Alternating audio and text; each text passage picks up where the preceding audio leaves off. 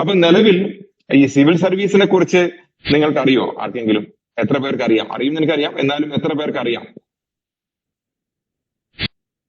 കുറച്ച് പേർക്ക് അറിയാം അല്ലെ? ഇപ്പൊ സിവിൽ സർവീസ് എന്ന് പറയുന്നതിന് മുമ്പ് ഞാൻ എന്നെ ജസ്റ്റ് ഒന്നുകൂടെ പേരിന് അപ്പുറത്തേക്ക് പരിചയപ്പെടുത്താം. സുഭാഷ് ചന്ദ്രൻ എന്നാണ് പേര്. കോളേജ് അധ്യാപകനായിരുന്നു. IHRDയിലാണ് ഉണ്ടായിരുന്നത്. അതിനുശേഷമാണ് സിവിൽ സർവീസ് എക്സാംസ് എഴുതിയിട്ടുണ്ട്, അതിന്റെ പ്രിലിംസ് ഒക്കെ പാസ്സായി. അതിനുശേഷമാണ് ഈ ഒരു രംഗത്തേക്ക് വരുന്നത്. കഴിഞ്ഞ ഒരു 7 വർഷമായിട്ട് കംപ്ലീറ്റ് ആയിട്ട് UPSCയുടെ സിവിൽ സർവീസ് കോച്ചിങ് രംഗത്ത് മാത്രമാണ് പ്രവർത്തിക്കുന്നത്.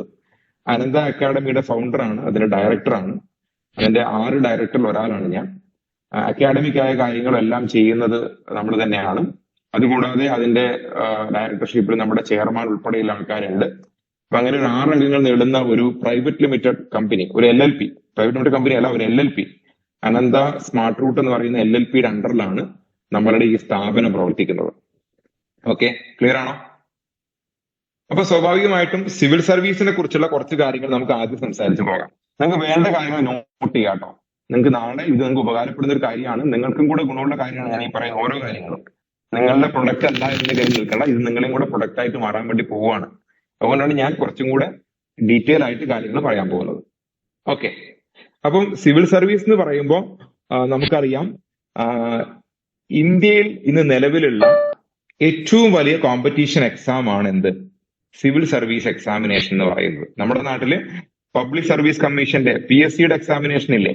ഈ PSC എക്സാമിനേഷൻ പോലെ തന്നെ സെൻട്രൽ ഗവൺമെന്റിന്റെ കീഴിലേക്കുള്ള പോസ്റ്റുകളിലേക്കുള്ള പരീക്ഷയാണ് നമ്മൾ UPSC പരീക്ഷ. UPSC ആണ് പരീക്ഷ നടത്തുന്നത്. അതിന് കീഴിലുള്ള ഒരു പരീക്ഷയാണ് CSE എന്ന് വിളിക്കുന്ന സിവിൽ സർവീസ് എക്സാമിനേഷൻ. ക്ലിയർ ആണോ? ഈ സിവിൽ സർവീസ് എക്സാമിനേഷൻ എന്ന് പറഞ്ഞാൽ CSE എന്ന് വെച്ചാൽ ഏതെങ്കിലും ഒരു പോസ്റ്റിലേക്ക് മാത്രമുള്ള പരീക്ഷയല്ല. നമുക്ക് സിവിൽ സർവീസ് എന്ന് പറയുമ്പോൾ പെട്ടെന്ന് ഓർമ്മ വരിക IAS ആണ് എല്ലാവർക്കും അല്ലെ? IAS അല്ലെങ്കിൽ IPS, അതല്ലെങ്കിൽ IFS, അല്ലെങ്കിൽ IR. ഈ 4 പോസ്റ്റുകളാണ് നമുക്ക് പെട്ടെന്ന് ഓർമ്മ വരിക. ഈ 4 പോസ്റ്റുകൾ മാത്രമല്ല സിവിൽ സർവീസ് എന്ന് വെച്ചാല്. സിവിൽ സർവീസ് എന്ന് വെച്ചാൽ 24ഓളം പോസ്റ്റുകളുണ്ട്. ആ 24ഓളം പോസ്റ്റുകളിലേക്കുള്ള മത്സര പരീക്ഷയെ എല്ലാം കൂടെ നമ്മൾ ഒരുമിച്ച് വിളിക്കുന്ന പേരാണ് സിവിൽ സർവീസ് എക്സാമിനേഷൻ എന്ന് പറയുന്നത്. ഓക്കെ, ഇതിനെല്ലാം കൂടെ ഒരു പരീക്ഷയാണ്. ആ പരീക്ഷയിൽ ഉയർന്ന റാങ്ക് കിട്ടുന്ന ആൾക്കാർക്ക് IAS എത്തിച്ചേരാൻ വേണ്ടി പറ്റും. അതിന് താഴെ റാങ്ക് വരുന്ന ആൾക്കാർക്ക് IPSലേക്ക് വരാൻ വേണ്ടി പറ്റും. അതിന് താഴെ വരുന്ന ആൾക്ക് IFSലേക്കും പിന്നീട് IRSലേക്കും, അങ്ങനെ നമുക്ക് പല പോസ്റ്റുകളിലേക്ക് നമുക്ക് ആൾക്കാരെ എത്തുന്ന പോസ്റ്റിനെയാണ് നമ്മൾ എന്ത് പറയുന്നത്? സിവിൽ സർവീസ് എക്സാമിനേഷൻസ് എന്ന് പറയുന്നത്. ക്ലിയർ ആണോ? ഓക്കെ, അപ്പൊ ഇവിടെ നമുക്ക് ജനറലി ഒരു ഡിഗ്രി കഴിഞ്ഞ ആൾക്കാർക്ക് എഴുതാൻ വേണ്ടി പറ്റുന്ന ഒരു പരീക്ഷയാണ് സിവിൽ സർവീസ് എക്സാമിനേഷൻ എന്ന് പറയുന്നത്. ഏതെങ്കിലും ഒരു വിഷയത്തിൽ ഡിഗ്രി ഉണ്ടെങ്കിൽ ഇന്ത്യൻ ഗവൺമെന്റിന്റെ കീഴിലുള്ള ഏതെങ്കിലും യൂണിവേഴ്സിറ്റിയിൽ നിന്ന് ഡിസ്റ്റൻസ് ആയോ റെഗുലർ ആയോ ഒരു ഡിഗ്രി സമ്പാദിച്ച വ്യക്തിക്ക് എന്ത് ചെയ്യാം? സിവിൽ സർവീസിന് പ്രിപ്പയർ ചെയ്യാം. സിവിൽ സർവീസ് പരീക്ഷയ്ക്ക് അപ്ലിക്കേഷൻസ് അയക്കാൻ വേണ്ടി സാധിക്കും. അപ്പൊ അവിടെ നമുക്ക് നമ്മുടെ സാധാരണ ഡിഗ്രി ആവാം, എഞ്ചിനീയറിംഗ് ആവാം, MBBS കഴിഞ്ഞിട്ടാവാം. ഒരുപാട് ഡോക്ടേഴ്സ് സിവിൽ സർവീസിലേക്ക് വരുന്നുണ്ട്. അങ്ങനെ ആർക്ക് വേണമെങ്കിലും ഈ സിവിൽ സർവീസിലേക്ക് വരാം. 21 വയസ്സാണ് സിവിൽ സർവീസ് പരീക്ഷ എഴുതാനുള്ള ഒരു മിനിമം പ്രായം എന്ന് പറയുന്നത്. 21 ഇയേഴ്സ് ആണ്. 21 വയസ്സായ ഒരു ഇന്ത്യൻ സിറ്റിസൺ ആയ ആൾക്കാർക്ക് ഈ പരീക്ഷ എഴുതാം. ജനറൽ കാറ്റഗറി പെടുന്ന ആൾക്കാരാണെങ്കിൽ 21 വയസ്സിനും 32 വയസ്സിനും ഇടയിലാണ് ഈ പരീക്ഷ എഴുതാനുള്ള ഒരു പ്രായപരിധി എന്ന് പറയുന്നത്. 21നും 32 ഇടയിലാണ് പരീക്ഷ എഴുതാൻ പറ്റുക. ജനറൽ കാറ്റഗറിക്കാണ്. ആ ജനറൽ കാറ്റഗറിക്ക് ഒരു 6 അറ്റംപ്റ്റും കിട്ടും. 6 തവണയാണ് പരീക്ഷ എഴുതാൻ വേണ്ടി സാധിക്കുക. ഇനി OBC ആണെങ്കിൽ 21 വയസ്സ് മുതൽ 35 വയസ്സ് വരെ പരീക്ഷ എഴുതാം. പരീക്ഷ എഴുതാനുള്ള അറ്റംപ്റ്റ് എന്ന് പറയുന്നത് 9 അറ്റംപ്റ്റ് ലഭിക്കും. SC/ST കാറ്റഗറി ആണെങ്കിൽ 21 വയസ്സ് മുതൽ 37 വയസ്സ് വരെ പരീക്ഷ എഴുതാം. അൺലിമിറ്റഡ് അറ്റംപ്റ്റ് ആണ്. അതായത് എല്ലാ വർഷവും ഓരോ തവണ പരീക്ഷ എഴുതാം. അപ്പൊ ഒരു കാര്യം മനസ്സിലാക്കാം, സിവിൽ സർവീസ് പരീക്ഷ എന്ന് പറയുന്നത് എല്ലാ വർഷവും നടക്കുന്ന പരീക്ഷയാണ്. അപ്പൊ 21, 32 6 തവണ, 21, 35 9 തവണ, 21, 37 അൺലിമിറ്റഡ് അറ്റംപ്റ്റ്. എല്ലാ വർഷവും ഓരോ അറ്റംപ്റ്റ്. മനസ്സിലായോ? അപ്പൊ ഏതെങ്കിലും ഒരു വിഷയത്തിൽ ഡിഗ്രി ഉള്ള ആൾക്കാർക്ക് ഈ പരീക്ഷ എഴുതുന്നതിന് തടസ്സങ്ങളൊന്നും തന്നെ ഇല്ല. ക്ലിയർ അല്ലേ? ഇപ്പൊ സിവിൽ സർവീസ് പരീക്ഷയുടെ പാറ്റേൺ എന്ന് പറയുന്നത് നമ്മുടെ അതിന്റെ ഫസ്റ്റ് എക്സാമിനേഷൻ പ്രിലിമിനറി എക്സാമിനേഷൻ ആണ്. പ്രാഥമിക പരീക്ഷ എന്ന് പറയും. അതൊരു ഒബ്ജക്റ്റീവ് ടൈപ്പ് എക്സാമിനേഷൻ ആയിരിക്കും. ഒരു ദിവസം നടക്കുന്ന 2 പരീക്ഷയാണത്. ഒരു ദിവസം രാവിലെ ഒരു എക്സാമിനേഷൻ, ഉച്ച കഴിഞ്ഞൊരു എക്സാമിനേഷൻ. 2 എക്സാമിനേഷൻസ് ഉണ്ടാവും. ആ 2 എക്സാമിനേഷനിലൂടെ ആണ് നമ്മുടെ ഫസ്റ്റ് ഘട്ടം വരുന്നത്. ഏതാണ്ട് 10 ലക്ഷം ആൾക്കാരാണ് ഇന്ത്യയിൽ സിവിൽ സർവീസ് പരീക്ഷയ്ക്ക് ഒരു വർഷം അപ്ലിക്കേഷൻ കൊടുക്കുന്നത്. അതിൽ ഏതാണ്ട് ഒരു 6 ലക്ഷം ആൾക്കാരാണ് ഈ പരീക്ഷ അറ്റൻഡ് ചെയ്യുക. അതിൽ നിന്ന് ആദ്യത്തെ ഘട്ടം പാസ്സാകുന്ന ആൾക്കാരുടെ എണ്ണം ഏതാണ്ട് 10,000 ആയിരിക്കും. അതായത് പരീക്ഷയ്ക്ക് അപ്ലിക്കേഷൻ കൊടുക്കുന്നതിന്റെ ഒരു 1% ആണ് ഒന്നാമത്തെ സ്ക്രീനിങ് പ്രിലിമിനറി എക്സാമിനേഷൻ കഴിയുമ്പോൾ 2ാം ഘട്ടത്തിലേക്ക് പാസ്സാവുക. അപ്പൊ 2ാം ഘട്ടം എന്ന് പറയുന്നത് മെയിൻ എക്സാമിനേഷൻ ആണ്. Civil service mains examination.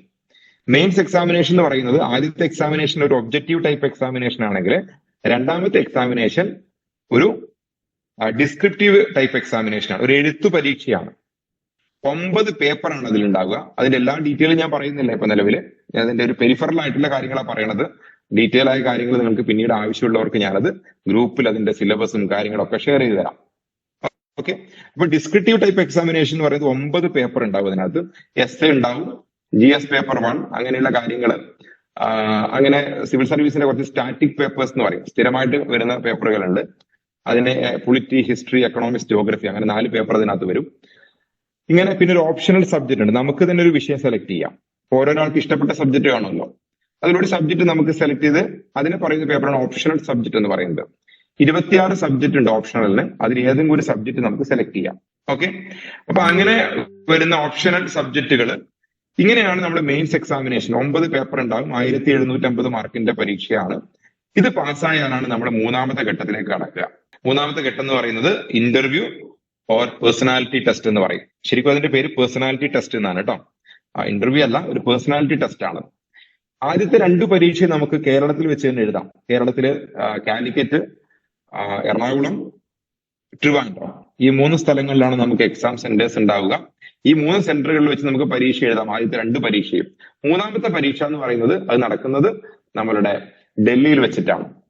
ഡൽഹിയിൽ 5 പാനൽ ബോർഡ് മെമ്പേഴ്സിന്റെ മുമ്പിലേക്ക് നമ്മുടെ കുട്ടികൾ പോയി അവിടുന്നാണ് ഈ പേഴ്സണാലിറ്റി ടെസ്റ്റിലേക്കുള്ള ഇന്റർവ്യൂ നടക്കുക. 10,000-ൽ നിന്നൊരു 4,000-ഓളം ആൾക്കാരെ ആയിരിക്കും. എത്ര പോസ്റ്റുകളാണ് ഒഴിവുള്ളത് അതിന്റെ ഒരു 4 ടൈംസ് ആൾക്കാരെ ആയിരിക്കും ഇന്റർവ്യൂവിന് കോൾ ചെയ്യുക. അതിൽ നിന്ന് ആ 4,000-ൽ നിന്ന് 1000 വേക്കൻസി ആണെങ്കിൽ 1000 ആൾക്കാരെയാണ് നമ്മൾ സെലക്ട് ചെയ്യുക. 750 മുതൽ 1000, 1200 വേക്കൻസിയാണ് ഓരോ വർഷവും റിപ്പോർട്ട് ചെയ്യുന്നത്. ഇതാണ് സിവിൽ സർവീസിന്റെ ഒരു കോമൺ ആയിട്ടുള്ള പാറ്റേൺ എന്ന് പറയുന്നത്. അപ്പം ഇതാണ് ഇതിന്റെ ഒരു പരീക്ഷാ ഘടന എന്ന് പറയുന്നത്.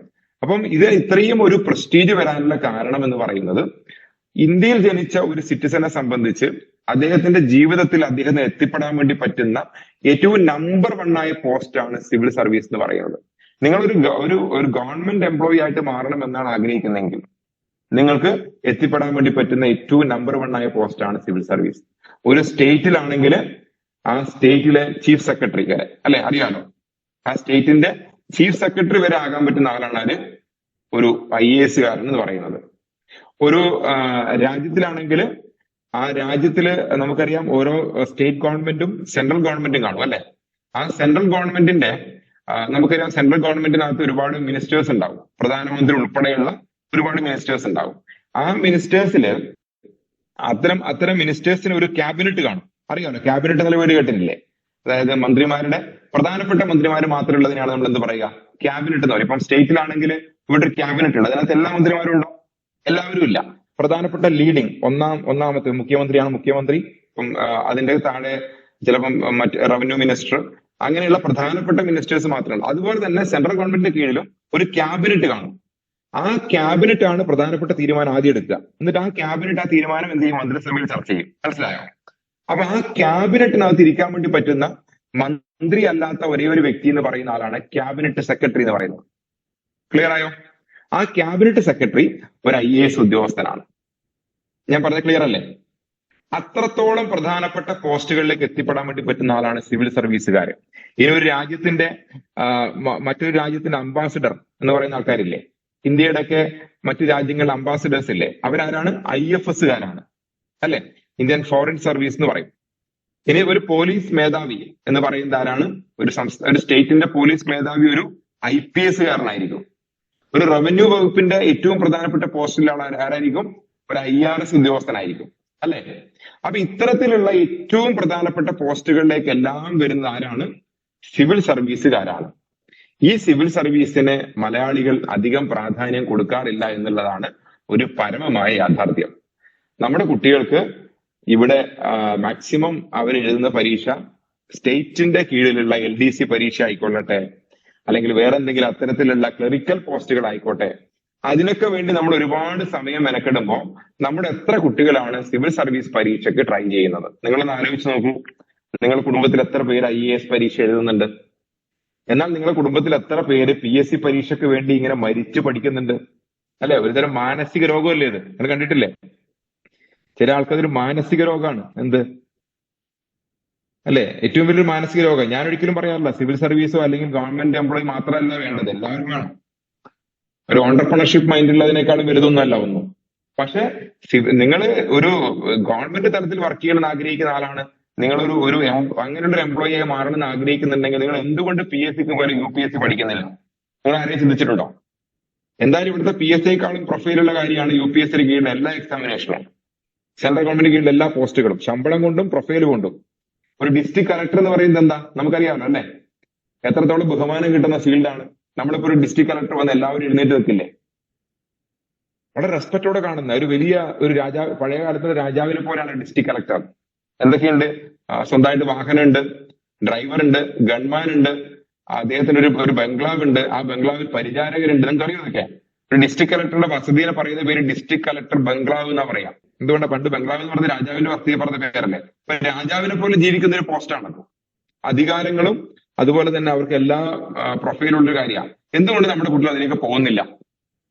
അതിന്റെ കാരണം എന്ന് പറയുന്നത് നമ്മൾ അതിനെക്കുറിച്ച് അത്ര അവെയർ അല്ല എന്നുള്ളതാണ്. Yes or no?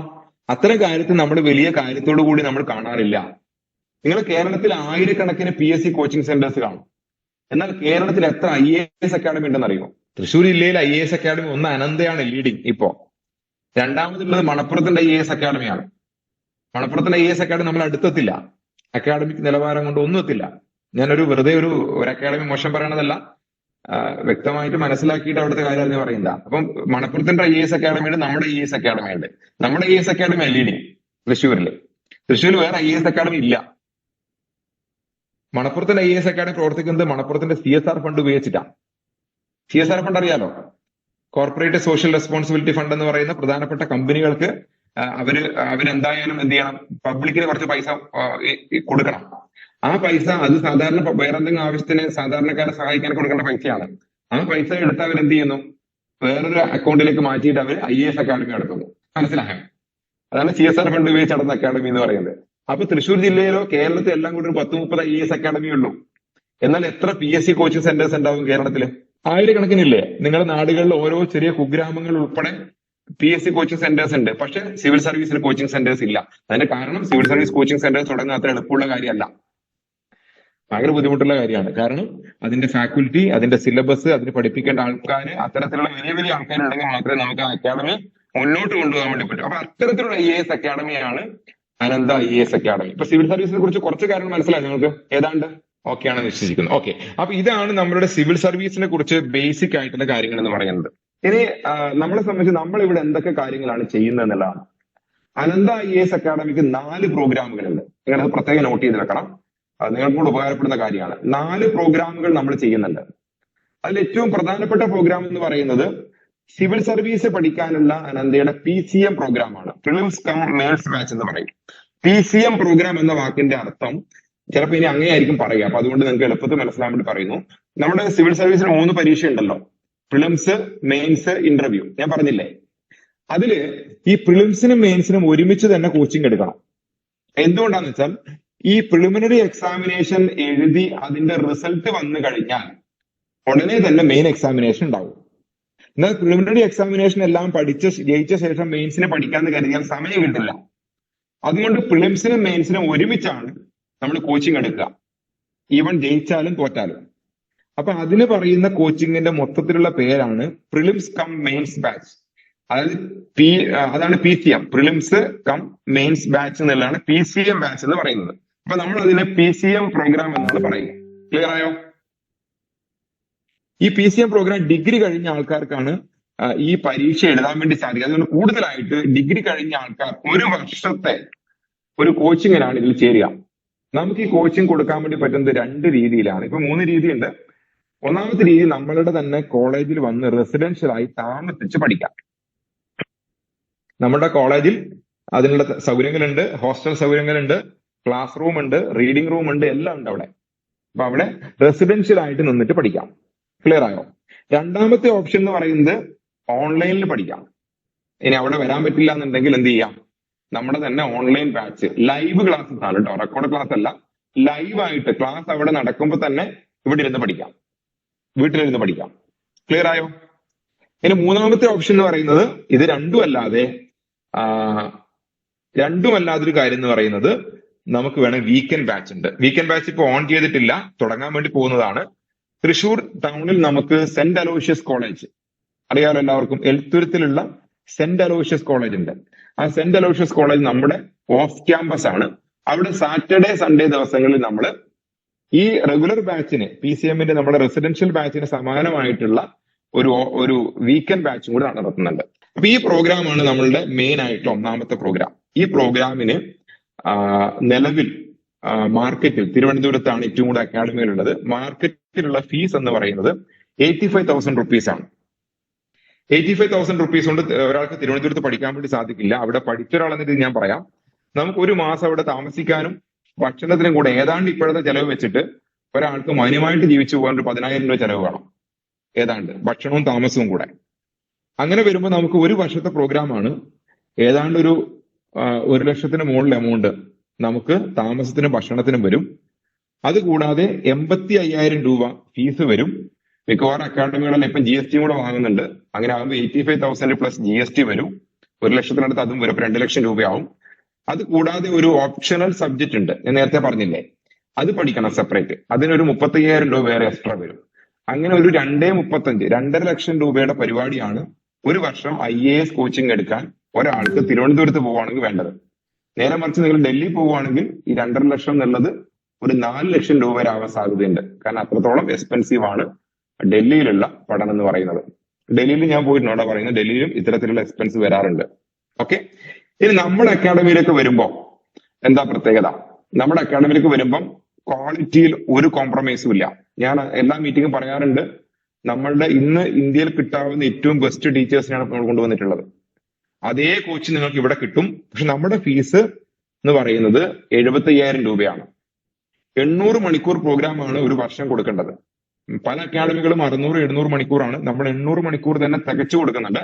800 മണിക്കൂർ പ്രോഗ്രാമിന് നമ്മൾ ഒരു വർഷത്തേക്ക് വാങ്ങുന്ന എമൗണ്ട് 75,000 ആണ്. മാർക്കറ്റിലെ നിലവിലുള്ള കോഴ്സ് ഫീസിനേക്കാളും 10,000 രൂപ കുറവിലാണ് നമ്മൾ ഇപ്പോൾ നമ്മുടെ കുട്ടികളുടെ ഫീസ് കളക്ട് ചെയ്യുന്നത്. ക്ലിയർ ആയോ? ഇനി അത് കൂടാതെ റെസിഡൻഷ്യൽ അക്കാഡമി പഠിക്കുകയാണെന്ന് വിചാരിക്കുക. നമ്മളുടെ ഇവിടെ തൃശ്ശൂരിൽ നമ്മൾ പഠിക്കുകയാണെങ്കിൽ അവർക്ക് മാക്സിമം ഫുഡിനും അതുപോലെ തന്നെ താമസത്തിനും കൂടെ ചെലവാകുന്ന എമൗണ്ട് 6,000 രൂപയാണ് ഒരു മാസത്തേക്കുള്ള. 6,000 രൂപ എന്ന് പറയുന്ന ഇന്നത്തെ കാലത്ത് വളരെ മിനിമലാണ് അല്ലെ? ഒരു 4 നേരം ഭക്ഷണവും താമസവും കൂടെ വരുമ്പോൾ 6,000 രൂപക്ക് ഒരാൾക്ക് ഒരു മാസം ഏതാണ്ട് 4,000 രൂപ ആ ഒരു കണക്കിൽ നമുക്ക് ഇവിടെ കുറവ് കിട്ടും. അപ്പൊ ഈ റേഞ്ചിലാണ് നമ്മുടെ പ്രോഗ്രാം PCM ബാച്ച് പോകുന്നത്. ഇനി നിലവിൽ ഓൺലൈൻ ബാച്ച് ആണെങ്കിൽ നമ്മൾ ഇപ്പൊ വാങ്ങുന്ന ഫീസ് എന്ന് പറയുന്നത് 25,000 മാത്രമേ വാങ്ങുന്നുള്ളൂ. ഇതേ പ്രോഗ്രാം ഓൺലൈൻ അറ്റൻഡ് ചെയ്യുമ്പോൾ ഈ വർഷം 25,000 വാങ്ങുന്നുള്ളൂ. 25,000 ചെയ്യാൻ പറ്റില്ല, ചെയ്യും, കുറവാണത് ഫീസ്. ചെറിയ വ്യത്യാസം അടുത്ത വർഷം തൊട്ട് വരും. പക്ഷെ ഈ വർഷം നമ്മൾ 25,000-നാണ് ഓൺലൈൻ ബാച്ച് ചെയ്യുന്നത്. ക്ലിയർ ആയോ? അത് പിന്നെ വേറെ ഹോസ്റ്റൽ ഫീസിന്റെ കാര്യങ്ങളൊന്നും വരുന്നില്ല, അവർ വീട്ടിൽ നിന്ന് തന്നെ അറ്റൻഡ് ചെയ്യുന്നു. ഇതാണ് നമ്മുടെ PCM ബാച്ചിന്റെ പ്രത്യേകത. ഇത് കഴിഞ്ഞാൽ നമുക്ക് ഇതിന് താഴെ നമുക്ക് വരുന്ന പ്രോഗ്രാം ഫൗണ്ടേഷൻ പ്രോഗ്രാം ആണ്. ഫൗണ്ടേഷൻ പ്രോഗ്രാം എന്ന് പറയുന്നത് +1 +2 ഡിഗ്രി പഠിക്കുന്ന കുട്ടികൾക്ക് അവരുടെ പഠനത്തിന്റെ കൂടെ തന്നെ സിവിൽ സർവീസ് ഉൾപ്പെടെയുള്ള ഏതൊരു മത്സര പരീക്ഷയ്ക്കും പ്രിപ്പയർ ചെയ്യാൻ വേണ്ടിയിട്ടുള്ള ഇതിനെയാണ് പറയുന്നത് നമ്മൾ ഫൗണ്ടേഷൻ പ്രോഗ്രാം. സിവിൽ സർവീസ് മാത്രമല്ല കേട്ടോ. ഇപ്പൊ സിവിൽ സർവീസിന് പഠിക്കുന്ന ഒരു കുട്ടിയെ സംബന്ധിച്ചുള്ള ഗുണം, നിങ്ങൾ സിവിൽ സർവീസിന് പഠിച്ച് പ്രിലിമിനറി എക്സാമിനേഷൻ പാസ്സായില്ലെങ്കിൽ പോലും മറ്റുള്ള എല്ലാ എക്സാമിനേഷനും എളുപ്പമായിരിക്കും. കാരണം ഏറ്റവും വലിയ എക്സാമിനേഷന് പഠിക്കുമ്പോൾ അതിന് താഴെയുള്ള എക്സാമിനേഷനൊക്കെ വളരെ ഈസി ആയിട്ട് ഫീൽ ചെയ്യും അല്ലെ? ക്ലിയർ അല്ലേ? അപ്പൊ അതുകൊണ്ട് തന്നെ ഫൗണ്ടേഷൻ പ്രോഗ്രാം എന്ന് പറയുന്നത് സിവിൽ സർവീസിന് വേണ്ടി മാത്രമുള്ളതല്ല, നമുക്ക് അല്ലാതെയുള്ള മത്സര പരീക്ഷയ്ക്ക് ഉപകാരപ്പെടും. ആ രീതിയിലാണ് നമ്മൾ ഇതിന്റെ രണ്ടാമത്തെ പ്രോഗ്രാം ഫൗണ്ടേഷൻ പ്രോഗ്രാം ചെയ്യുന്നത്. ഇതൊരു ഒരു വർഷത്തേക്ക് ഒരു 70 മണിക്കൂർ 75 മണിക്കൂർ വരുന്ന ഒരു പ്രോഗ്രാമാണ്. ആഴ്ചയിലാണ് ക്ലാസ് നടക്കുന്നത്. ഓൺലൈൻ ആണ് കൂടുതൽ ക്ലാസ് നടക്കുന്നത്. ചില സ്ഥലങ്ങളിൽ ഓഫ്ലൈൻ ആയിട്ടും ക്ലാസ്സുകൾ ചെയ്യുന്നുണ്ട്. ഓൺലൈൻ ബാച്ച് ആകുമ്പോൾ നിങ്ങൾക്ക് എവിടെ നിന്നും ആൾക്കാർക്ക് ജോയിൻ ചെയ്യാം. വീക്കെൻഡിൽ സാറ്റർഡേസിലോ സൺഡേസിലോ ഒക്കെ ഈവനിങ് ടൈം നമ്മുടെ ടീച്ചേഴ്സ് ലൈവ് ആയിട്ട് വന്നിട്ടാണ് ക്ലാസ് എടുക്കുന്നത്. ഇത് നമ്മുടെ രണ്ടാമത്തെ പ്രോഗ്രാമാണ് ഫൗണ്ടേഷൻ പ്രോഗ്രാം എന്ന് പറയുന്നത്. ഇതിന് താഴെയുള്ള മറ്റൊരു പ്രോഗ്രാമാണ് 8, 9, 10 ക്ലാസ്സിലേക്കുള്ള സിവിൽ സർവീസ് അഡ്വാൻസ്ഡ് പ്രോഗ്രാം എന്ന് പറയുന്നത്. അനന്ത ആരോഹൺ എന്നാണ് ഈ പ്രോഗ്രാമിന്റെ പേര്. അനന്ത ആരോഹൺ. ഈ പ്രോഗ്രാമിനകത്ത് 8ാം ക്ലാസ് തൊട്ട് 10 വരെയുള്ള കുട്ടികൾക്കുള്ള അവരുടെ പഠനവുമായി ബന്ധപ്പെടുന്ന ഫൗണ്ടേഷൻ പ്രോഗ്രാം, സിവിൽ സർവീസിന്റെ പ്രോഗ്രാം തന്നെയാണ് ഇതും. ഇതിനെ നമ്മൾ അതിന്റെ ഒരു ഫൗണ്ടേഷനിൽ വരുന്ന പ്രോഗ്രാം തന്നെയാണ് 8, 9, 10 ക്ലാസ്സിലേക്കുള്ളത്. ഇതിന് താഴെയും കൂടി ഒരു പ്രോഗ്രാം ഉണ്ട്. നിങ്ങൾ ഞെട്ടിപ്പോവും. 5ാം ക്ലാസ് തൊട്ട് നമ്മൾ പ്രോഗ്രാം ചെയ്യുന്നുണ്ട്. 5 മുതൽ 7 വരെയുള്ള കുട്ടികൾക്ക് ഉള്ള സിവിൽ സർവീസിന്റെ പ്രോഗ്രാം നമ്മൾ ചെയ്യുന്നുണ്ട്. ഈ 5ാം ക്ലാസ് തൊട്ടിലെ കുട്ടികൾ എന്താ പഠിക്കുക നിങ്ങൾ അത്ഭുതപ്പെടുന്നുണ്ടാവും അല്ലെ. 5ാം ക്ലാസ്സിലെ കുട്ടിക്ക് എന്ത് സിവിൽ സർവീസ് ആണ് പഠിപ്പിക്കുക. പക്ഷെ നിങ്ങൾ മനസ്സിലാക്കേണ്ട ഒരു കാര്യം, നമ്മളൊക്കെ ചെറുപ്പത്തിൽ പഠിച്ച കാര്യങ്ങളാണ് ഏറ്റവും കൂടുതൽ ഓർക്കുന്നത്. പല അമ്മമാരൊക്കെ ചെറുപ്പത്തിൽ പഠിച്ച പാട്ടുകളൊക്കെ ഇപ്പോഴും നന്നായിട്ട് പാടുന്നത് കേൾക്കാം. പിന്നീട് ഇപ്പൊ പഠിച്ച കാര്യങ്ങൾ ഓർമ്മയിലില്ലാത്തത്. അപ്പൊ നമ്മുടെ കുട്ടികളെ ഏറ്റവും മോൾഡ് ചെയ്യാൻ പറ്റിയ പ്രായം എന്ന് പറയുന്നത് ചെറിയ പ്രായമാണ്. ഞാൻ എപ്പോഴും പറയാറുണ്ട്, നമ്മൾ ഈ ഒളിമ്പിക്സ് മത്സരങ്ങളൊക്കെ നടക്കുമ്പോൾ ഏറ്റവും കൂടുതൽ മെഡൽ നേടുന്ന രാജ്യം എന്ന് പറയുന്നത് ഇന്ത്യ അല്ല. ഇപ്പം കഴിഞ്ഞ കുറച്ച് ഒളിമ്പിക്സിലാണ് ഇന്ത്യക്ക് ഒരു 8, 9, 10 മെഡൽ കിട്ടാൻ തുടങ്ങിയത്. നിങ്ങൾക്ക് ഓർമ്മയുണ്ടോ, ജപ്പാനില് നമ്മുടെ ഈ കോവിഡിന്റെ സമയത്ത് ഒളിമ്പിക്സ് ഉണ്ടായിരുന്നു. കോവിഡിന്റെ ടൈമില് ആ കോവിഡ് ഒളിമ്പിക്സ് സമയത്ത് അന്ന് ഇന്ത്യയും ഒക്കെ പങ്കെടുത്തു. ഇന്ത്യക്ക് അന്ന് എത്ര മെഡലാണ് കിട്ടിയെന്ന് അറിയോ? ആർക്കും ഓർമ്മയുണ്ടോ? ഈ ടോക്കിയോ ഒളിമ്പിക്സ് എത്ര മെഡൽ കിട്ടി ഇന്ത്യക്ക്? ഇന്ത്യക്ക് 7 മെഡലാണ് കിട്ടിയത്. നമ്മുടെ നീരജ് ചോപ്രക്ക് ഒരു സ്വർണം കിട്ടിയ ഒളിമ്പിക്സ് ആയിരുന്നത്. ആ 7 മെഡൽ ഇന്ത്യക്ക് കിട്ടിയപ്പോ ഇന്ത്യയെക്കാൾ ജനസംഖ്യയിൽ ഇപ്പോൾ 2ാമതുള്ള രാജ്യമാണ് ചൈന അല്ലെ.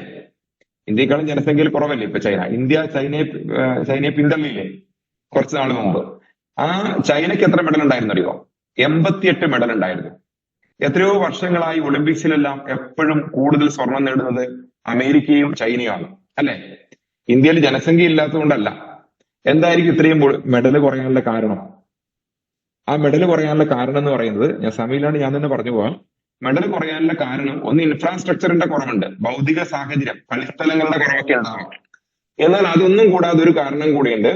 ആ കാരണം എന്ന് പറയുന്നത് നേരത്തെയുള്ള പരിശീലനത്തിന്റെ കുറവ്. ശരിയല്ലേ?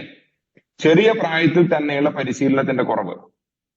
ചൈനയിൽ ഒളിമ്പിക്സിൽ വിൻ ചെയ്യുന്ന എല്ലാവരും തന്നെ 1, 2 വർഷം മുമ്പ് പരിശീലനം ആരംഭിച്ചവരല്ല.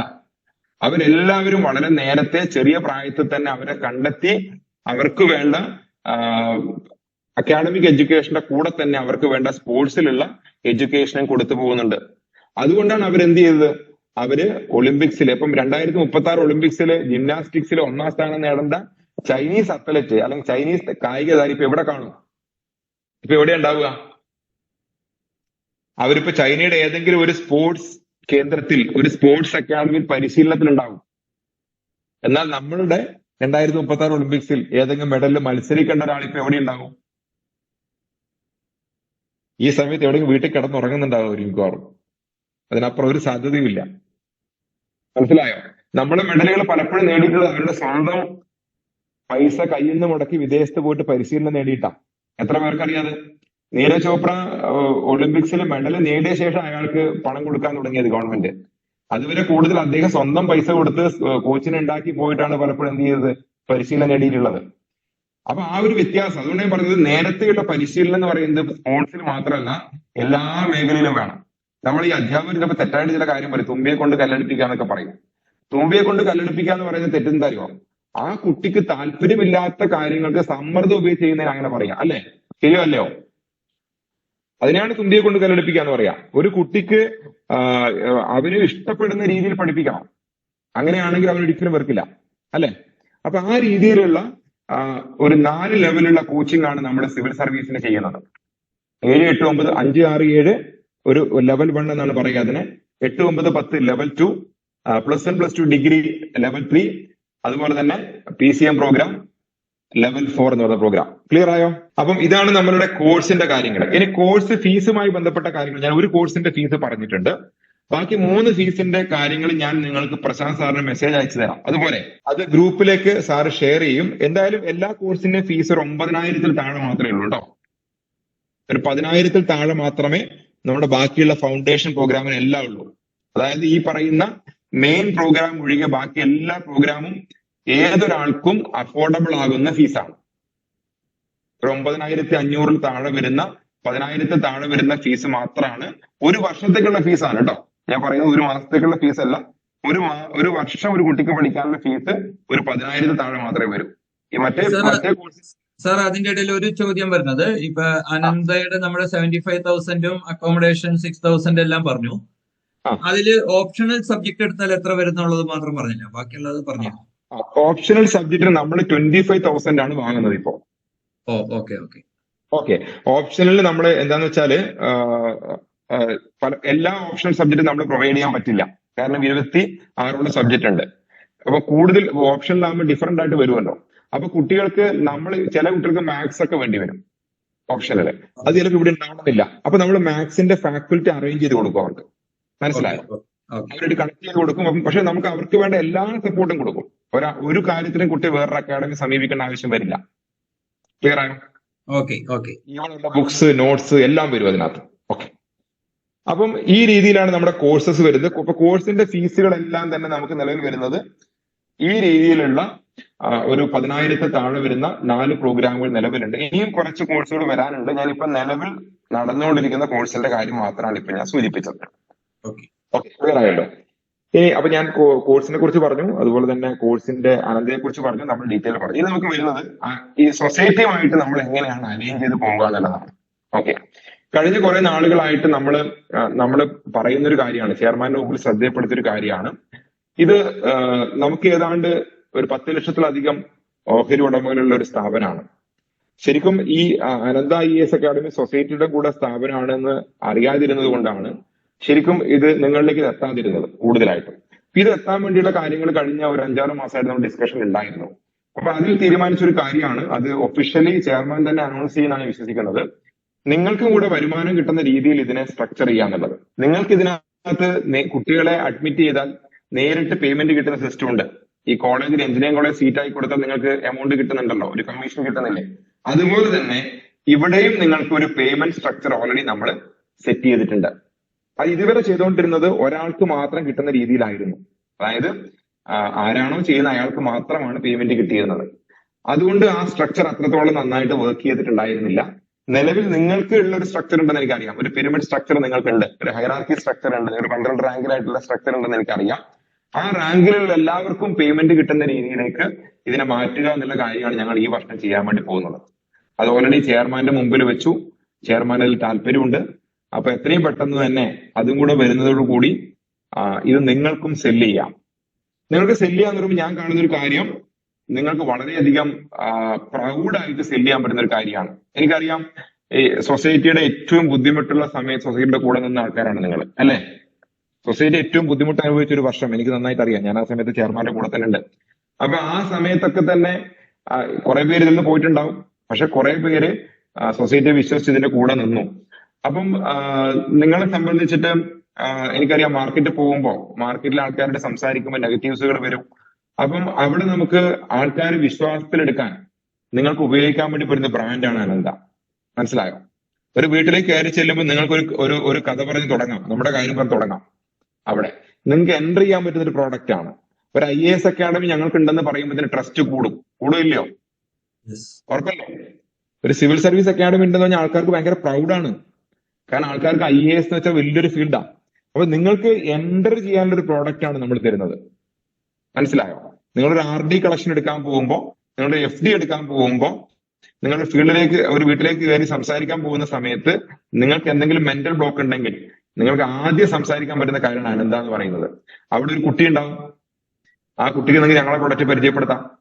അതിലൂടെ നിങ്ങൾക്ക് ഒരു ബന്ധം ഉണ്ടാക്കിയെടുക്കാം. അല്ലെ? നിങ്ങൾ ഈ മാർക്കറ്റിംഗ് ടെക്നിക്ക് നിങ്ങളെ പഠിപ്പിക്കേണ്ട ആവശ്യമില്ല എന്ന് എനിക്കറിയാം. എന്നാൽ പോലും ഞാൻ നമ്മുടെ പ്രൊഡക്റ്റുമായി കണക്ട് ചെയ്ത് പറയുന്നതാണ്, നിങ്ങൾക്ക് അവിടെ എൻറ്റർ ചെയ്യാനുള്ള പ്രൊഡക്റ്റ് ആയിട്ട് അനന്തയെ ചൂസ് ചെയ്യാം. ഇനി ചൂസ് ചെയ്താൽ നിങ്ങൾക്ക് വെറുതെ അല്ല, അവിടുത്തെ ഒരു കുട്ടി കോഴ്സിൽ ജോയിൻ ചെയ്ത് നിങ്ങൾക്ക് അതിന് കമ്മീഷൻ ഉണ്ടാവും. നിങ്ങൾക്ക് ഇപ്പോ ഈ സ്ട്രക്ചർ കിട്ടുന്ന പോലെ തന്നെ ഒരു കമ്മീഷൻ തരുന്ന രീതി നമ്മൾ ചെയ്തു വരുന്നുണ്ട്. അപ്പൊ അതും കൂടെ അടുത്ത ദിവസം അനൗൺസ്മെന്റ് ചെയ്യുമ്പോൾ അനന്തീയ സൊസൈറ്റി നിങ്ങൾക്ക് ഡിഫറെന്റ് ആയിട്ട് കാണേണ്ട ആവശ്യമില്ല. ഒറ്റ ഒരു സ്ഥാപനമായിട്ട് തന്നെ നിങ്ങൾക്ക് വളരെ ധൈര്യവും, അതാണ് ICCSL-ഉം അനന്തയും തമ്മിലുള്ള ഒരു ടൈ അപ്സ് എന്ന് പറയുന്നത്. ക്ലിയർ ആയോ? ഇനി ഇന്ന് നമ്മളുടെ പ്രധാനപ്പെട്ട കാര്യം എന്ന് പറയുന്നത്, നിലവിൽ ഒരു വലിയ പ്രോജക്റ്റ് അനന്ത IAS അക്കാഡമി ഇന്ത്യയിൽ ആദ്യമായിട്ട് ചെയ്യുകയാണ്. അതിന്റെ ഒരു ഒഫീഷ്യൽ അനൗൺസ്മെന്റ് കാര്യം നിങ്ങൾ പലരും അറിഞ്ഞു കാണും. ഇന്ത്യയിൽ ആദ്യമായി ഒരു ജില്ലാ പഞ്ചായത്ത്, തൃശ്ശൂർ ജില്ലാ panchayat one panchayat one IAS എന്ന് പറയുന്ന ഒരു പ്രോജക്റ്റിന് നേതൃത്വം കൊടുത്തിട്ടുണ്ട്. ആ പ്രോജക്റ്റ് ഇന്ത്യയിൽ ആദ്യമാണ് കേട്ടോ. ഒരു ജില്ലയിലെ മുഴുവൻ പഞ്ചായത്തിനെയും മുനിസിപ്പാലിറ്റിയും കോർപ്പറേഷനെയും, ഏതാണ്ട് 94 ഭരണഘടനാ സ്ഥാപനങ്ങളുണ്ട്, 86 പഞ്ചായത്തും 7 മുനിസിപ്പാലിറ്റിയും ഒരു കോർപ്പറേഷനും അടങ്ങുന്നതാണ് തൃശ്ശൂർ ജില്ലാ പഞ്ചായത്ത് എന്ന് പറയുന്നത്. ആ തൃശ്ശൂർ ജില്ലാ പഞ്ചായത്തിലെ എല്ലാ പഞ്ചായത്തിൽ നിന്നും, ഒരു പഞ്ചായത്തിൽ നിന്ന് 5 പേർക്ക് 7, 8, 9, 10 ക്ലാസ്സിലെ നമ്മുടെ പ്രോഗ്രാമും, 5 പേർക്ക് +1, +2 ഡിഗ്രിയിലെ പ്രോഗ്രാമും, അതുപോലെ തന്നെ ഈ PCM എന്ന പ്രോഗ്രാം ഒരാൾക്ക്, അങ്ങനെ 11 പേർക്ക് സൗജന്യമായിട്ട്, അങ്ങനെ 11 × 94 എന്ന് പറയുമ്പോൾ 1034 പേർക്ക് സൗജന്യമായിട്ട് സിവിൽ സർവീസിന്റെ കോച്ചിങ് കൊടുക്കാൻ വേണ്ടി പോവാണ്. അതുകൂടാതെ ഓരോ പഞ്ചായത്തിൽ നിന്നും 20 പേർക്ക് ഹാഫ് പേയ്മെന്റിൽ പകുതി ഫീസ് അടച്ചാൽ, അങ്ങനെ ഒരു മൊത്തത്തിൽ 4888, കറക്റ്റ് പറഞ്ഞാൽ 5000-ന് 12 പേര് കുറവ്, 5000 കുട്ടികൾക്ക് സിവിൽ സർവീസ് പഠിക്കാൻ വേണ്ടി കൊടുക്കുന്ന ഒരു പ്രോജക്റ്റ് നമ്മുടെ എഗ്രിമെന്റ് സൈൻ ചെയ്തു. അത് ഇന്ത്യയിൽ ആദ്യമാണത്. ഏതാണ്ട് ഒരു 5 കോടിക്ക് മുകളിലാണ് അതിന്റെ സ്കോളർഷിപ്പ് എമൗണ്ട് എന്ന് പറയുന്നത് മൊത്തത്തിൽ. അപ്പൊ അത് അങ്ങനത്തെ പ്രോജക്റ്റ് വന്നപ്പം അതിന് PPP പ്രോജക്റ്റ് എന്നാ പറയാം കേട്ടോ. ഗവൺമെന്റിന്റെ ഭാഷയിൽ പറഞ്ഞ PPP എന്ന് പറയും. അതായത് പ്രൈവറ്റ് പബ്ലിക് പ്രോജക്റ്റ് ആണ്. PPP മോഡൽ എന്ന് പറയും. ഇപ്പൊ ഗവൺമെന്റ് എല്ലാവരും PPP മോഡൽ സപ്പോർട്ട് ചെയ്യുന്നുണ്ട്. പ്രൈവറ്റ് എന്ന് പറയുന്നത് അനന്ത IAS അക്കാഡമി, പബ്ലിക് എന്ന് പറയുന്നത് തൃശ്ശൂർ ജില്ലാ പഞ്ചായത്ത്. അങ്ങനെ ഒരു പ്രോജക്റ്റ് നമ്മൾ നേതൃത്വം കൊടുത്തു. തൃശ്ശൂർ ജില്ലാ പഞ്ചായത്തിന്റെ സെക്രട്ടറിയാണ് അതിൽ സൈൻ ചെയ്തിട്ടുള്ളത്. അങ്ങനെ ഒരു പ്രോജക്റ്റിൽ ഒരു പ്രൈവറ്റ് സ്ഥാപനമായിട്ട് സൈൻ ചെയ്യണമെങ്കിൽ ഒരു വർഷം മുതൽ കൃത്യമായിട്ട് നമ്മൾ അക്കാഡമിയെ കുറിച്ച് പഠിച്ചിട്ടുണ്ടാവും. അങ്ങനെ പഠിച്ചിട്ടാണ് സൈൻ ചെയ്തത്. ഇന്ത്യയിൽ ആദ്യമാണ് ഈ മോഡൽ കേട്ടോ. ഇതുവരെ ആരും ചെയ്തിട്ടില്ല. അതിന്റെ കാരണം ഉത്തർപ്രദേശില് ഒരു ചെറിയ ഗ്രാമമുണ്ട്, മധോപാട്ടി എന്ന ഗ്രാമത്തിന്റെ പേര്. ആ ഗ്രാമത്തിൽ 75 കുടുംബങ്ങൾ മാത്രമേ ഉള്ളൂ. ആ 75 കുടുംബത്തിൽ നിന്ന് 50 പേര് IAS-ലേക്ക് വന്നു. ആ മോഡൽ, ആ ഒരു കേസ് സ്റ്റഡിയാണ് നമ്മൾ ജില്ലാ പഞ്ചായത്തിന് മുമ്പിൽ വെച്ചത്. അപ്പൊ ജില്ലാ പഞ്ചായത്ത് പ്രസിഡന്റ് VS പ്രിൻസ് ഉൾപ്പെടെയുള്ള ആൾക്കാർ അതിനെ വളരെയധികം സ്വാഗതം ചെയ്തു. കാരണം ലോക്കൽ ബോഡി ഇലക്ഷൻ വരാൻ വേണ്ടി പോവുകയാണ്. അപ്പൊ സ്വാഭാവികമായിട്ടും ഒരു ഫ്ലാഗ്ഷിപ്പ് പ്രോഗ്രാം ആയിട്ട്, അല്ല, ഈ അവരുടെ ഭരണകാലത്തുള്ള ഒരു ഫ്ലാഗ്ഷിപ്പ് പ്രോഗ്രാം ആയിട്ട് അതിനെ മാറ്റാൻ വേണ്ടി പോകുന്നു. അപ്പൊ ഈ 5000 പേർക്ക് ഒരു സൗജന്യമായിട്ട്, പാർഷ്യലി ആയിട്ടും ഫുൾ ആയിട്ടും കൊടുക്കുന്നത്, 1000 സംതിങ് പേർക്ക് സൗജന്യമായിട്ടും ബാക്കിയുള്ളവർക്ക് പാർഷ്യലിയും കൊടുക്കുന്ന ഒരു പ്രോഗ്രാമാണ് നമ്മൾ ചെയ്യുന്നത്. അപ്പൊ ഈ പ്രൊജക്റ്റോട് കൂടി നമ്മൾ കേരളത്തിൽ ഏറ്റവും ചർച്ച ചെയ്യപ്പെടുന്ന IAS അക്കാഡമി ആയിട്ട് മാറും. ഏതാണ്ട് 50,000-ഓളം കുട്ടികളെ പരീക്ഷ എഴുതുന്നത് കേട്ടോ. 94 പഞ്ചായത്തുകളിൽ 50,000 വിദ്യാർത്ഥികൾ ഒക്ടോബർ മാസം ആദ്യ വാരത്തിൽ പരീക്ഷ എഴുതാൻ വേണ്ടി പോവാം. ഓക്കെ, 30 ലക്ഷം കുടുംബത്തിലേക്കും ഇതിന്റെ മെസ്സേജ് എത്തിയിട്ടുണ്ട്. 30 ലക്ഷം ജനങ്ങളിലേക്ക് എത്തിയിട്ടുണ്ട് ഈ മെസ്സേജ്, ഓരോ മെസ്സേജും. നിങ്ങൾ ആലോചിച്ച് നോക്കൂ, അവിടെ എല്ലാം നമ്മുടെ സൊസൈറ്റിയും ഈ പറഞ്ഞ പോലെ അനന്ത IAS അക്കാഡമി ബ്രാൻഡ് ഒരുമിച്ചാണ് എത്തുന്നത്. ഇതിന് ഇനോഗുറേഷൻസ് അടുത്ത ആഴ്ച നടക്കാൻ പോവാ. നിങ്ങൾ എല്ലാവരും ഒഫീഷ്യലി ഇൻവൈറ്റ് ചെയ്യാണ്. നമ്മുടെ മിനിസ്റ്ററാണ് ഉദ്ഘാടനം. രാജൻ മിനിസ്റ്ററും ബിന്ദു മിനിസ്റ്ററും ഉണ്ടാവും. പിന്നെ സത്യൻ അന്തിക്കാട്, അങ്ങനെയുള്ള തൃശ്ശൂരിലെ പ്രധാനപ്പെട്ട ആൾക്കാരെല്ലാം തന്നെ ഇതിനകത്ത് കാണും. അതോടുകൂടി നമ്മളുടെ അക്കാഡമിയും സൊസൈറ്റിയും ഒക്കെ വലിയ രീതിയിലേക്ക് ബ്രാൻഡ് ചെയ്യപ്പെടും. അപ്പൊ ഈ പ്രോജക്റ്റ് ആണ് നമ്മളുടെ ഇപ്പോഴത്തെ ഒരു അഭിമാനകരമായ ഒരു പ്രോജക്റ്റ് എന്ന് പറയുന്നത്. അപ്പൊ അതുമായിട്ടാണ് നമ്മൾ മുന്നോട്ട് പോയിക്കൊണ്ടിരിക്കുന്നത്. ഇതിനകത്ത് നമുക്ക് ഈ പ്രൊജക്ടുകളെല്ലാം നമ്മൾ ഒരുമിച്ച് ചെയ്യുന്നതിന്റെ ഉദ്ദേശം ബ്രാൻഡ് ബിൽഡിംഗ് ആണ്. നമ്മളുടെ അക്കാഡമിയുടെ ബ്രാൻഡ് ബിൽഡ് ചെയ്യാൻ വേണ്ടിയിട്ടാണ് നമ്മൾ ചെയ്യുന്നത്, ഈ പ്രോസസ് എല്ലാം ചെയ്യുന്നത്. അതായത് നിങ്ങളുടെ എല്ലാവരുടെയും ഒരു സപ്പോർട്ട് എനിക്ക് വേണം. നിങ്ങൾ എല്ലാവരുടെയും എല്ലാ മെമ്പർമാരുടെയും സപ്പോർട്ട് വേണം. നമ്മളെല്ലാം ഒരുമിച്ച് പ്രവർത്തിക്കേണ്ട ഒരു കാര്യമാണ്. ഈ കാര്യങ്ങളെല്ലാം ചെയർമാൻ ഞാൻ ഓൾറെഡി അറിയിച്ചിട്ടുണ്ട്. ചെയർമാൻ വളരെ വെൽക്കമിംഗ് ആയിട്ടാണ് ഇതിനെല്ലാം പ്രതികരിച്ചിട്ടുള്ളത്. സോ അനന്തയും സൊസൈറ്റിയും കൂടെ ഒരുമിച്ചാണ് ഈ പ്രോജക്റ്റ് മുന്നോട്ട് പോകുന്നത്. നിങ്ങളെയും കൂടി ഉൾപ്പെടുത്തിക്കൊണ്ട് തന്നെ മുന്നോട്ട് പോകണം നമ്മുടെ ആഗ്രഹം. സാമ്പത്തികമായിട്ട് നിങ്ങൾക്ക് മെച്ചം ഉണ്ടാവണം. ആ മെച്ചം ഉണ്ടാവുന്ന രീതിയിലുള്ള ഇൻസെന്റീവും കാര്യങ്ങളെല്ലാം വരും ദിവസങ്ങളിൽ നമ്മൾ അനൗൺസ് ചെയ്യുന്നതായിരിക്കും. ഒരു കാര്യം പറഞ്ഞുകൊണ്ട് ഞാൻ തൽക്കാലം നിർത്താൻ, നിങ്ങൾക്ക് എന്നോട് ചോദ്യങ്ങൾ ചോദിക്കാം. ഈ ഒരു നമ്മുടെ വൺ പഞ്ചായത്ത് വൺ IAS പ്രോജക്റ്റിനകത്ത് ചെയർമാൻ കഴിഞ്ഞ മീറ്റിംഗിനകത്ത് അനൗൺസ് ചെയ്തൊരു കാര്യം ഉണ്ടായിരുന്നു. നമ്മൾ ഇതിൽ സ്പോൺസേഴ്സിനെ ഐഡന്റിഫൈ ചെയ്യുന്നുണ്ട്. ഈ പ്രോജക്റ്റിലേക്ക് ഫണ്ട് എവിടുന്ന ചോദ്യം വരുമല്ലോ. ഫണ്ടിൽ സൊസൈറ്റി നമ്മളെ ഹെൽപ്പ് ചെയ്യുന്നുണ്ട് കുറെയൊക്കെ. അതിനപ്പുറത്തേക്ക് നമുക്ക് മറ്റുള്ള സ്റ്റേറ്റിലെ കുട്ടികൾക്ക് അവിടെ നമുക്ക് പ്രോഗ്രാം കൊടുക്കാം. അവിടുത്തെ അവർക്ക് ഓൺലൈനിൽ പഠിക്കാൻ വേണ്ടി പറ്റും. ഇംഗ്ലീഷ് ലാംഗ്വേജിൽ ക്ലാസ്സസ് ഉണ്ട്, നോ പ്രോബ്ലം. ഈ ഒരു 1 പഞ്ചായത്ത് 1 IAS പ്രോജക്ടിനകത്ത് തൃശ്ശൂർ ജില്ലയിലുള്ളവർക്ക് മാത്രമേ പറ്റൂ. മറ്റുള്ള ജില്ലകളിലേക്ക് വരും വർഷങ്ങൾ വരും, അടുത്ത വർഷം തൊട്ട് സാധിക്കും. ഇപ്പൊ നമ്മൾ തൃശ്ശൂർ ജില്ലയിൽ മാത്രമേ ഉള്ളൂ. മറ്റുള്ള അനന്തയുടെ എല്ലാ കോഴ്സുകളും നമുക്ക് പുറത്തും കൂടെ ചെയ്യാം. 1 പഞ്ചായത്ത് 1 IAS പ്രോജക്ടിനകത്ത് എനിക്ക് നിങ്ങളോട് റിക്വസ്റ്റ് ഉള്ള കാര്യം ഇതാണ്. ഇവിടെ ഈ പ്രോജക്റ്റ് നമ്മൾ കുറച്ച് സ്പോൺസേഴ്സിനെ ഐഡന്റിഫൈ ചെയ്യുന്നുണ്ട്. താല്പര്യമുള്ളവർക്ക് വേണ്ടിയാണ് ഞാൻ പറയുന്നത്. അതായത് നിങ്ങൾക്ക് വേണമെങ്കിൽ കുട്ടികളെ സ്പോൺസർ ചെയ്യാനുള്ള അവസരമുണ്ട്. താല്പര്യമുള്ളവർക്ക് ചെറിയ ഫീസൊക്കെയാണ് വരുന്നത്. സ്പോൺസർ ചെയ്യുന്നവർക്ക് ഒരുപാട് ഓപ്പർച്യൂണിറ്റീസും കൊടുത്തിട്ടുണ്ട്. അതിന് ഡീറ്റെയിൽ അടുത്ത ദിവസം ചെയർമാൻ അനൗൺസ് ചെയ്യും. ഇത് മാൻഡേറ്ററി ഒന്നുമല്ല, പക്ഷെ പറ്റാവുന്നവർക്ക് ചെയ്താൽ വലിയ ഗുണമുള്ള കുറെ കാര്യങ്ങളുണ്ട്.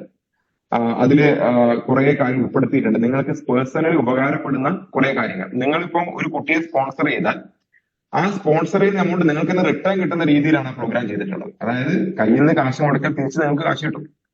ആ രീതിയിലുള്ള സംവിധാനം നമ്മൾ ചെയ്തിട്ടുണ്ട്. എന്നാൽ നമ്മൾ കുറച്ച് സ്പോൺസേഴ്സിനെ ഐഡന്റിഫൈ ചെയ്യുന്നത്. നമ്മൾ ആദ്യം സ്പോൺസേഴ്സിന് വേണ്ടിയിട്ട് സംസാരിച്ചിട്ടുണ്ടായിരുന്നത് ചിറ്റിലപ്പള്ളി സാറിനെയും യൂസഫിലെയും ഒക്കെ ആയിരുന്നു. അവർക്ക് ഏതാണ്ട് വില്ലിങ്ങുമാണ്, അവർക്ക് CSR ഫണ്ടൊക്കെ ഉണ്ട്. പക്ഷേ സൊസൈറ്റി നടക്കുന്ന ഒരു സ്ഥാപനത്തിനകത്ത് വേറൊരു സ്ഥാപനം വന്ന് സ്പോൺസർ ചെയ്യാന്ന് പറയുന്നത് ശരിയല്ല എന്നൊരു ചർച്ച ലീഡേഴ്സിനിടയിൽ വരികയുണ്ടായി. അപ്പോഴാണ് നമ്മളത് ഡ്രോപ്പ് ചെയ്തിട്ട് അല്ലാതെയുള്ള മോഡലിലേക്ക് പോകാൻ തീരുമാനിച്ചത്. കാരണം ഇത് തൃശ്ശൂർ ജില്ലയിൽ മുഴുവൻ നമ്മുടെ ബ്രാൻഡ് വരുന്ന ഒരു പ്രോഗ്രാമാണ്. അപ്പൊ നിങ്ങൾക്കും ഇതിന്റെ ഭാഗവാക്കാവാനുള്ള അവസരമുണ്ട്. അതിന്റെ ഡീറ്റെയിൽ എങ്ങനെ ഭാഗവാക്കാകാം എന്നുള്ളത്, ഒരു കുട്ടിയെ വേണം നിങ്ങൾക്ക് സ്പോൺസർ ചെയ്യാം, സ്പോൺസർ ചെയ്തുകൊണ്ട് വരാം. അതിന്റെ കാര്യങ്ങൾ ഷെയർ ചെയ്യും. താല്പര്യമുള്ളവർക്കെല്ലാം അതിലേക്ക് വരാം. എല്ലാവരെയും വെൽക്കം ചെയ്യുന്നു. ഒരു സാധാരണക്കാരായ കുട്ടിയെ നമുക്ക് നിങ്ങളുടെ ഒരു ഇതുകൊണ്ട് അവരെ നിങ്ങൾക്ക് ചെയ്യാൻ പറ്റിയാൽ, നിങ്ങൾക്ക് നല്ല സാമ്പത്തിക സാഹചര്യം ഉണ്ടെങ്കിൽ നിങ്ങൾക്ക് പറ്റിയാൽ അത് നിങ്ങളുടെ ലൈഫിൽ മുഴുവൻ നിങ്ങൾക്കൊരു വലിയ പോസിറ്റീവ് കാര്യമായിരിക്കും. നിങ്ങൾക്കൊരു സ്പോൺസർഷിപ്പ് സർട്ടിഫിക്കറ്റ്സും കാര്യങ്ങളെല്ലാം പ്രൊവൈഡ് ചെയ്യും. അങ്ങനെ ചെയ്യുന്നതിന് അതൊക്കെ ഒരു രഹസ്യ സ്വഭാവം ചെയ്യുന്ന കാര്യമാണ്. ആ രീതിയിൽ നമ്മൾ കാര്യങ്ങൾ ചെയ്യുന്നതായി. അപ്പൊ നിങ്ങൾക്ക് ഇതിന്റെ ഭാഗമായിട്ട് മാറാം. പബ്ലിക്കിൽ പല ആൾക്കാർ താല്പര്യപ്പെടുന്നവരുണ്ട്. 10ഉം 20ഉം കുട്ടികളെ സ്പോൺസർ ചെയ്യുന്ന ആൾക്കാരുണ്ട് നമുക്ക് വേണ്ടിയിട്ട്. അപ്പൊ നിങ്ങളെയും കൂടെ അതിന്റെ ഒഫീഷ്യൽ അനൗൺസ്മെന്റ് ചെയർമാൻ പറഞ്ഞ ശേഷം മാത്രമേ ഞാൻ അതിന്റെ ഡീറ്റെയിൽ ഷെയർ ചെയ്യൂ. കാരണം അങ്ങനെ ചെയ്യാൻ പാടില്ല, അതുകൊണ്ടാണ്. ഓക്കെ. അപ്പൊ ചെയർമാൻ തന്നെ അത് ഒഫീഷ്യൽ കഴിഞ്ഞ മീറ്റിംഗിനകത്ത് പറഞ്ഞിട്ടുണ്ടായിരുന്നു. അന്ന് വളരെ കുറച്ചു പേര് ആ മീറ്റിംഗ് പങ്കെടുത്തു. പ്രശാന്ത് സാറൊക്കെ പങ്കെടുത്തെന്ന് എന്റെ വിശ്വാസം. അന്നത് പറഞ്ഞിട്ടുണ്ട്. അപ്പൊ അതിനുശേഷം ഇതിന് ഒഫീഷ്യലി ഉള്ള അനൗൺസ്മെന്റ് വരും. ആ സമയത്ത് പറ്റാവുന്നവരെല്ലാം ആ പ്രോജക്റ്റിന്റെ ഭാഗമായിട്ട് മാറണം. സർ, എന്നാലും ഏകദേശം ഒരു കുട്ടിയെ സ്പോൺസർ ചെയ്യാനുള്ള ഒരു എമൗണ്ട് അന്ന് പറഞ്ഞത് തന്നെയാണെങ്കിൽ സാറിനൊന്ന് ജസ്റ്റ് ഷെയർ ചെയ്യുന്നതിന് തെറ്റില്ല. ഒരു കുട്ടിയെ സ്പോൺസർ ഒരാൾക്ക് മാക്സിമം വരുന്ന എമൗണ്ട് 8,999 രൂപയാണ്. ഒരു കുട്ടിക്ക് സിവിൽ സർവീസിൽ പഠിക്കാനുള്ള, അതായത് ഫൗണ്ടേഷൻ പ്രോഗ്രാമിനുള്ള പഠിക്കാനുള്ള എമൗണ്ട് ആണ്. അത് GST നമ്മൾ ഒഴിവാക്കിയിട്ടാണ് പറഞ്ഞിട്ടുള്ളത്. GST കൂടിയാൽ കുറച്ചുകൂടെ കൂടും. GST ഒഴിവാക്കിയിട്ടാണ് നമ്മൾ കണ്ടത്. GST നമ്മൾ എന്തായാലും കൊടുക്കണം. ഞങ്ങൾ GST കൊടുക്കും. പക്ഷെ ഒരാൾക്ക് പറ്റുന്ന ഒരു ഫീസ് എന്ന രീതിയിലാണ് ഇത് കണ്ടത്. 9,000 രൂപ, 1 രൂപ കുറവുള്ളൂ. പറയാൻ എളുപ്പത്തിൽ ഒരു സൈക്കോളജിക്കൽ പറഞ്ഞ പേര് 999 എന്ന് പറയുന്നത്. 9,000 രൂപ ഉണ്ടെങ്കിൽ നിങ്ങൾക്ക് ഒരു കുട്ടി ഒരു വർഷത്തേക്ക് പഠിപ്പിക്കാം. നിങ്ങളുടെ ചെലവിൽ ഒരു കുട്ടി ഈ തൃശ്ശൂർ ജില്ലയിൽ സിവിൽ സർവീസിൽ പഠിക്കുന്നുണ്ടാവും. അതൊരു വലിയ കാര്യമാണ്. അവർക്ക് നമ്മൾ യൂണിഫോംസ് കൊടുക്കും. അതിനകത്ത് സൊസൈറ്റിയുടെ പേരുണ്ടാവും. അവരുടെ ഒരു വർഷത്തെ പഠനം കഴിയുമ്പോൾ ഉള്ള കാര്യങ്ങൾ നിങ്ങൾക്ക് അറിയാൻ വേണ്ടി സാധിക്കും. മാത്രമല്ല ഇതിനകത്തൊരു അമേസിംഗ് കോൺടെസ്റ്റും കൂടി ഉണ്ട് കേട്ടോ. നിങ്ങൾക്കൊരു വലിയൊരു മത്സരം വരുന്നത് ഇതിനകത്ത്. സ്പോൺസർ ചെയ്യുന്ന ആൾക്കാർക്ക് വേണ്ടി നമ്മളൊരു കോൺടെസ്റ്റ് പ്രഖ്യാപിച്ചത്. ആ കോൺടെസ്റ്റ് ഞാനിപ്പോ പറയുന്നില്ല. വളരെ രസകരമായ ഒരു കോൺടെസ്റ്റ് ഉണ്ട്. അതായത് മാത്രമല്ല ഈ കോൺടെസ്റ്റ് സ്പോൺസറിൽ വരുന്ന ആൾക്കാർക്ക് നമ്മളുടെ ഏതെങ്കിലും പ്രോഗ്രാമിനകത്ത് 2 കുട്ടികളെ ജോയിൻ ചെയ്യിച്ചാൽ, ഇപ്പൊ നമ്മുടെ കോഴ്സ് എന്താണെന്ന് മനസ്സിലായില്ലേ? നിങ്ങൾക്ക് ഒരുപാട് കുട്ടികളെ പരിചയം ഉണ്ടാവുമല്ലോ. 2 കുട്ടികളെ ജോയിൻ ചെയ്യിച്ചാൽ നിങ്ങൾ സ്പോൺസർ ചെയ്ത എമൗണ്ട് നിങ്ങൾക്ക് തിരിച്ചു കിട്ടും. മനസ്സിലായോ? നിങ്ങൾ 8,999 ചെയ്താൽ ഒരു 2 കുട്ടികൾ നിങ്ങൾ നമ്മളുടെ ഈ പറയുന്ന കുട്ടികളുടെ ഫൗണ്ടേഷൻ പ്രോഗ്രാം, ഞാൻ പറയുന്ന ഈ 5ാം ക്ലാസ് മുതൽ +2 ഡിഗ്രി വരെയുള്ള പ്രോഗ്രാം ഇല്ലേ, അതിനകത്ത് ഏതെങ്കിലും പ്രോഗ്രാമിനകത്ത് 2 കുട്ടികളെ എപ്പോ ജോയിൻ ചെയ്യിച്ചാലും നിങ്ങൾ മുടക്കിയ എമൗണ്ട് നിങ്ങൾക്ക് തിരിച്ചു കിട്ടുന്നുണ്ട്. മനസ്സിലായി? അത് ഞാൻ പറഞ്ഞത്, ഒരാൾക്ക് 1 രൂപ ചെലവാക്കാതെ തന്നെ ഒരു കുട്ടി എന്ത് ചെയ്യാം, സ്പോൺസർ ചെയ്യാം. പക്ഷെ ആദ്യം സ്പോൺസർ ചെയ്യണം. അതിനുശേഷമായിരിക്കും നിങ്ങളുടെ ഈ എമൗണ്ട് തിരിച്ചു കിട്ടുക നിങ്ങൾക്ക്. ആ രീതിയിൽ സെറ്റ് ചെയ്തൊരു പ്ലാനാണ്. അത് ഒഫീഷ്യലി വരും. അതിന്റെ ഒരു ബ്രോഷർ തന്നെ നമ്മൾ പുറത്തിറക്കിയിട്ടുണ്ട്. ചെയർമാന്റെ ഒരു മെസ്സേജ് ഉൾപ്പെടെ വെച്ചുകൊണ്ട് ഒരു ബ്രോഷർ പുറത്തിറക്കിയിട്ടുണ്ട്. ഇത് ചെയർമാനെ ഇപ്പം കഴിഞ്ഞ ദിവസം കാണാൻ പറ്റിയിട്ടില്ല. കഴിഞ്ഞ ഉടനെ നിങ്ങൾക്കത് നിങ്ങളുടെ ഗ്രൂപ്പിലേക്ക് വരും. ആ സമയത്ത് നിങ്ങൾ എല്ലാവരും നിങ്ങളുടെ ഗ്രൂപ്പ്, ആ ഒരു ഗ്രൂപ്പിന്റെ വലിയൊരു സപ്പോർട്ട് അതിന്റെ ഭാഗമായിട്ടുണ്ടാവണം ഞാൻ റിക്വസ്റ്റ് ചെയ്യാണ്. ഓക്കെ, ഇത്രയും കാര്യങ്ങളാണ് എനിക്ക് പറയാനുള്ളത്.